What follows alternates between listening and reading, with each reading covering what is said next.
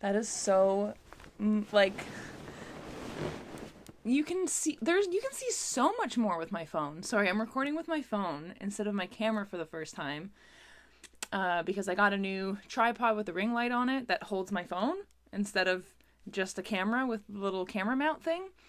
Because my phone's way better quality than my camera, because my camera's like 12 years old now. So anyway, this is something to get used to. Interesting. This is interesting. Wow, it shows so much more. I don't know if I like this. I mean, it's okay. There's lots of books in the background. Should we move this out of the way? So you can just look at that. Okay, maybe I like it. I don't like that you can see them wearing track pants, though. I'll move closer. Anyway, I am here to talk about the books that I read in February. I didn't even grab them. I'm so prepared for this. So let's talk about the books that I read in February, shall we? The first book that I read in February was Queen of Nothing by Holly Black. Ooh, shiny. There we go. This is the third book in the Folk of the Air trilogy, which I definitely enjoy, but not as much as everybody else seems to. I just am not a fan of the characters or the story arc for the characters. I'm also not the biggest fan of the amount of politics in the story, but that's a big thing with fairy stories when the story actually takes place in fairy. I've come to realize that I really like stories about people... Hi!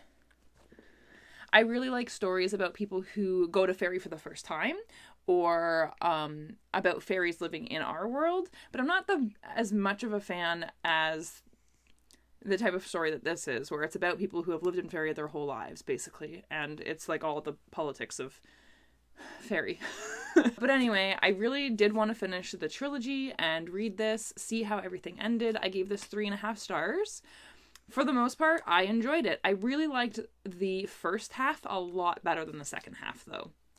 I thought the second half got a little boring, and I also thought everything wrapped up really easily, which, I mean, is pretty common. In most books, everything wraps up really easily, but everything was tied in a pretty bow really, really quickly and really, really easily. And I also didn't like what they did with Cardan. I don't want to give anything away, but there's something that they did with Cardan to try and make him more likable, and I was like, nope, not gonna work with me. But I did enjoy this. I am glad that I read it. If there are any more books about like these characters, I probably am not going to want to read them, but I definitely do want to read more from Holly Black, for sure. And then I read Only Human by Sylvan Newville, which is also the third book in a trilogy. It is the last book in the Themis Files trilogy, and I was, again, wanting to read this, but not expecting much. I didn't think I was going to like it too much because of the way the second book ended. A lot of people died. My favorite character died. I didn't think this book would be the same without my favorite character, and I was right, it was not the same. I gave this 3 stars, but what I think is funny is that overall, I enjoyed Queen of Nothing more than Only Human. But there are parts in Only Human that I loved, and there weren't any parts in Queen of Nothing that I loved. As a whole, I liked the book better, but there were parts within this that I loved enough to tab, obviously. So I can't tell you what it's about because it's going to give things away. But there were parts throughout this that I really liked. Like, I tabbed the tops of chapters a lot of the times because I wanted to reread those entire chapters. I thought they were sweet and adorable and interesting and funny. I can't really say much about this either without giving anything away from the previous books in the series. But I did really enjoy this series, and I'm really glad that I read it and that I have all 3 of them on my shelf now. They're really pretty, and the first 2 books were great. This one was good. And then I started reading The Amber Spyglass by Philip Pullman, and I read 130 pages. I'm reading this with my friend, and I got way ahead of him, so I decided to put it aside so that it would be easier for us to talk about it as we read. So I read a nice little chunk of this, and then I stopped reading it, and I'm going to finish reading it in March. And so when I stopped reading that, I picked up 2 comics. The first one that I picked up was The Backstagers by... I almost was about to say by Rebels Without Applause. James Tynion IV, Ryan Sigg, and Walter Biamonte. I'm sorry, I probably did not say those names correctly. I was not prepared. But this is a comic series about people who work backstage for the drama department in high school, and to find all of the props and items that they need to put these plays together, they actually go through this magic door into this magic world, and that's where they get all of their stuff for their job working as the backstagers. And it's super weird, but it was super fun, and I really enjoyed it. I really liked the artwork, and I gave this 4 out of 5 stars, and I definitely want to read the next one, especially the way this one ended. And the last book that I read in February was the first volume of the Fangirl manga, which I loved so much.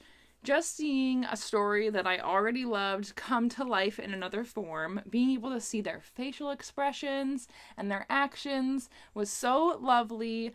I loved it. I loved this so much. And also, when I started reading it, I thought it was going to be just one manga based on the book, but it was only about half the book, which made me sad because I wanted more, but happy at the same time because that means there is going to be more and I'm going to get to enjoy it longer. So that's fun. So I gave this 5 stars. And that is what I read in February, and check back soon, because I'm gonna stop recording and then start recording a new video talking about the books that I'm going to read in March. So stay tuned for that. Bye. Gherkin, I have to get up. Can you please move? I know you like snuggling with me, but I need to get up and go to the computer and turn this recording off. Yeah? I'm sorry. Gherkin, be nice. He's so needy lately. So needy. Just, stop being such a princess. Oh, boo-hoo. You have to move. It's the end of the world. Thank you.